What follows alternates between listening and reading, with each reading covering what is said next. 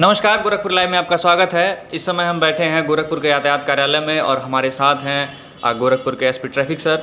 और हम इनसे ही जानेंगे कि गोरखपुर में ट्रैफिक की फ़िलहाल क्या स्थिति है और उसको सुधारने के लिए और बेहतर तरीके से क्या कर रहे हैं। उसके अलावा भी कई अन्य सवाल जो हम सर से पूछेंगे। सर, गोरखपुर लाइव में आपका स्वागत है। Thank you. सर, सबसे पहला सवाल तो हम आपसे ये जानना चाहेंगे कि आप पुलिस सेवा में आने की इच्छा कब से हुई और क्या इसके लिए प्रिपेयरिंग की वगैरह आपने? पुलिस सेवा में आने की हमारी शुरू से ही इच्छा थी।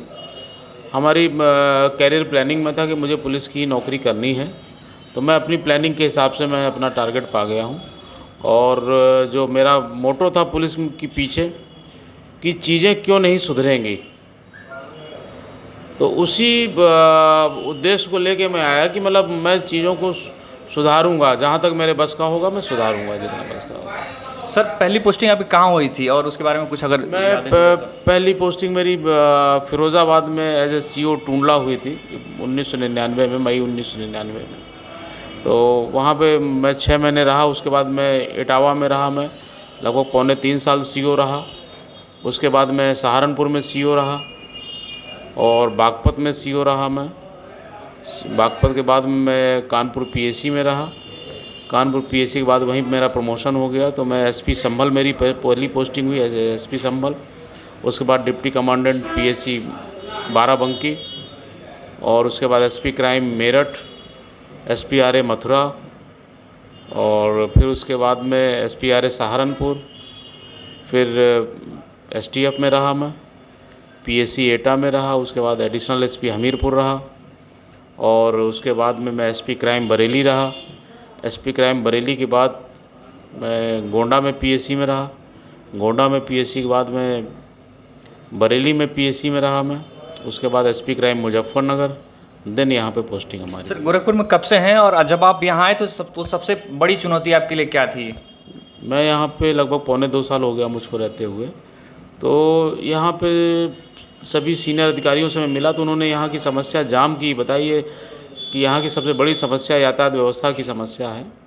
तो मेरे द्वारा उनको आश्वासन दिया गया कि सर मैं कोशिश करूँगा कि मैं यातायात व्यवस्था में सुधार कर सकूँ।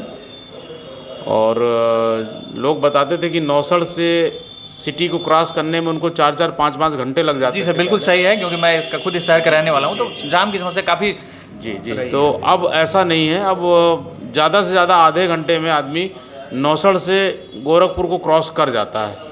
और विभिन्न जगहों पर हमने कुछ एक्सपेरिमेंट भी किए, जैसे पैडलेगंज में हमने ट्रैफिक को डाइवर्ट कर दिया, बैरियर रखे, और रोडवेज तिराहे पे हमने ट्रैफिक डाइवर्ट किया, वहाँ पे बैरियर रख के ट्रैफिक को डाइवर्ट किया है। गणेश चौराहे को ट्रैफिक रख के डाइवर्ट किया है। जी सर, उसका सुखद परिणाम भी देखने को मिल रहा है कि शहर में अब उतने, क्योंकि मैं तो इसी शहर का रहने वाला हूँ, तो जो शहर में पहले जो जिस स्थिति की जाम हुआ करती थी, अब उस स्थिति की जाम नहीं है। जी सर, हाँ। तो वो यही है कि आपकी प्लानिंग कैसी है, प्लानिंग के हिसाब से ये सब चीज़ें हो रही हैं, उसमें कहीं कोई दिक्कत नहीं। सर, चालान की जो नई व्यवस्था लागू हुई है, पहले पेपर के हिसाब से चालान होता था, अब डिजिटल चालान की बात हो रही है, उस बारे में अगर आप दर्शकों को बताएं ताकि उनको भी सहूलियत हो कुछ।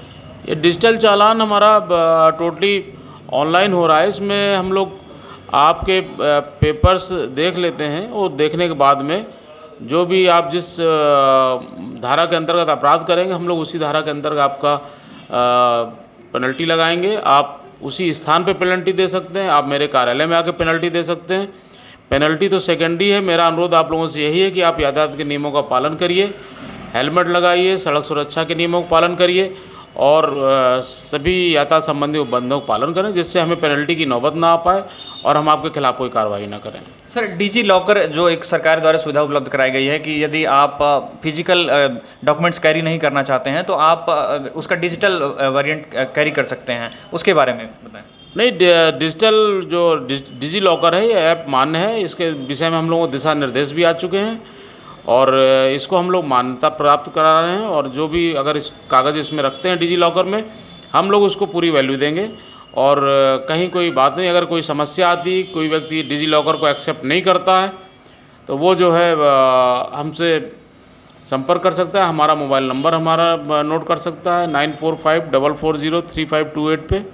हमसे जो भी संपर्क है उसको कोई दिक्कत नहीं होगी। सर, फिलहाल गोरखपुर में आप अपने स्तर से बताएं कि सबसे बड़ी चुनौती क्या है जिसको पब्लिक और आप मिलके दोनों का अगर कोऑपरेशन हो तो मिलके सही कर सकते हैं। पब्लिक से क्या अपील कुछ करना चाहेंगे आप? यद्यपि हमने प्रयास किया है और सफलता भी पाई है, लेकिन यहाँ पे जनता का सहयोग अपेक्षित है। वो अपने आप में आत्म संयम रखें। सामान्यतः देखा जा रहा है कि वो दौड़ में भागने के लिए जो है अपनी गाड़ी को आगे कर देंगे, गाड़ी के आगे गाड़ी कर देंगे, जिससे पूरा जाम लग जाता है, जिससे समस्या आती है।